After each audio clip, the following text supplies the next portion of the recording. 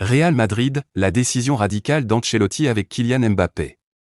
Tandis que le calendrier s'alourdit sérieusement du côté du Real Madrid, Carlo Ancelotti a pris une décision forte avec Kylian Mbappé. Après un succès éprouvant contre Valence, 2-1, en Liga, le Real doit gérer une série de rencontres cruciales, dont une demi-finale de Supercoupe d'Espagne contre Majorque dans 3 jours.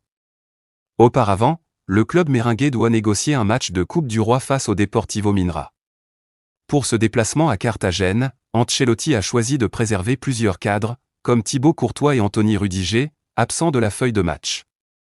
Cependant, le règlement de la Coupe impose la titularisation d'au moins 7 joueurs professionnels, limitant les possibilités de rotation complète.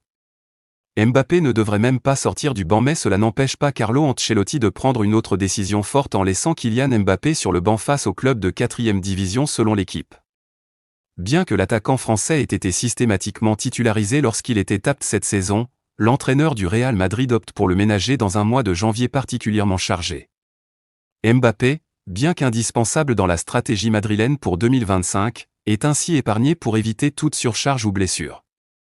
Cette gestion prudente prend aussi en compte l'éventuelle absence de Vinicius Junior, expulsé lors du dernier match de Liga, ce qui accentue la nécessité de préserver les forces vives de l'équipe. Si la Coupe du Roi reste un objectif pour le Real Madrid, l'entraîneur italien privilégie une approche à long terme, conscient que les performances de Mbappé seront déterminantes dans les autres compétitions.